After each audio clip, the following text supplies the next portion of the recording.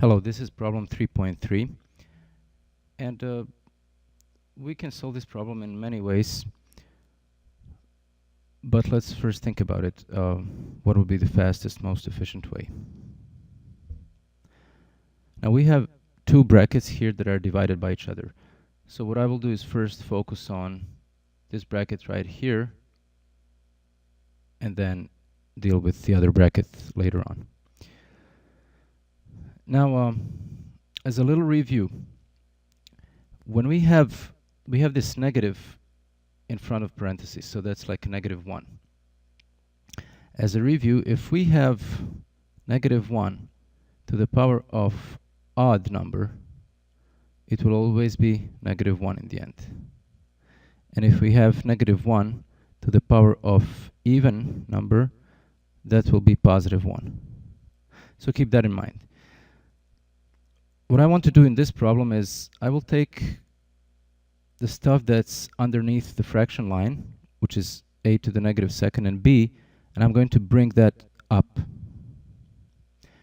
So as far as the exponent is concerned, we have -3 here. Now that -3 applies to that negative in front. Okay? So that's -1. Remember, -3 is odd number. So -1 to the odd number will be -1. So this part is just negative. And now we can go ahead and bring up the letters, and I will still leave 2 here times -3 in the exponent, because now what we're doing is we've already applied that -3 exponent to -1, and now I also need to apply it to the parentheses, so we multiply 2 times -3. Now we'll move inside. So what I will do, I will bring this a to the -2, I will bring that up here. I will also bring that b up. So what's going to happen, the numbers that are upstairs is a, b to the -3rd, they stay untouched. Now once we bring a to the -2 up, it becomes a to the +2, and then b to the first brought up would be b to the -1. Now all that is going to be to the power of 2 times -3, and 2 times -3 is -6. All right. Now we're going to divide that by the second bracket. So now we're going to focus on this here. So similar thing, we'll look at the -2 and how -2 gets us the power of -1/2.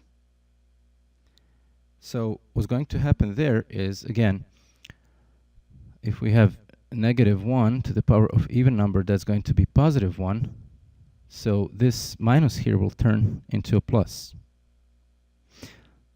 So really what we're going to have is just positive in front of that 1/2. So that means that this negative power of -2 applies to the negative. But don't forget that after doing that, now that -2 power must also apply to that 1/2. So that means it's just going to be 1/2 to the power of -2. Next thing that's going to happen is that we take that -2 and apply it to -1st power, and then apply to the whole parenthesis here. Which means that whatever's inside of parentheses is going to be to the power of -1 times -2, which is just 2. Now on the inside, we're going to do the same thing. We'll bring the bottom terms to the top. So we have a to the -2 that did not change times b, And now we're taking a to the negative third, bringing it up. It becomes a to the positive 3 times b to the third brought up will be b to the negative 3. Okay, so the next thing I'm going to do is just use some rules of exponents to simplify this a little bit further. So I'm going to copy this minus here, and then let's look inside. I'm also going to put exponent of 1 here so we don't forget it. So we have a, and we have another a, and everything inside is multiplied, so that means that we add exponents. So that's going to be a to the 1 plus 2 is 3, so a to the third times b, and if we look at the b, we have negative 3 and negative 1, which is negative 4, so that's going to be b to the negative 4. All of that to the power of negative 6. We're dividing that by 1/2 to the power of negative 2. Now, when we have fractions, this negative exponent will actually turn this fraction inside upside down. So it will be 2 over 1, and then the outside 2 will stay. Times, and now let's look in the last parenthesis. So we have a to the negative second and a to the third. We add the exponents, so we have a negative 2 plus 3 is 1, so it's just a to the first, and then we have b, and we have exponent of 1, so if there's nothing here, that means exponent is 1. We have exponent of 1 and exponent of negative 3, so 1 plus negative 3 is negative 2. We continue, so I copy the minus, and at this point I can get rid of parentheses, but before that let's look at this power. That's power to a power, so that means take it and I multiply all the exponents with negative 6. So I end up with a to the negative 18 times b, and that's negative 6 times negative 4, so b to the 24. Divided by, we have 2 over 1, which is really just 2. So 2 to the second power is just 4. 4 times, and now let's multiply all the powers. So 2 times 1 is 2, so that's going to be a to the second. Then we have 2 times negative 2, which is b to the negative 4.